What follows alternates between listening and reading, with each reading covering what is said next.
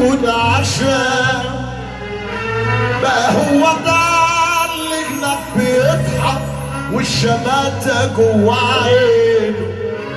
كنت لاجله ترمي نفسك جوا نار ولا تشتكيش، كان بيعمل فيك يساوي واللي يسأل تقول مفيش.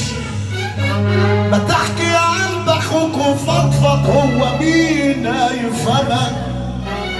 فاكره سرك قطع في سيرتك رايح جاي بيفضحك.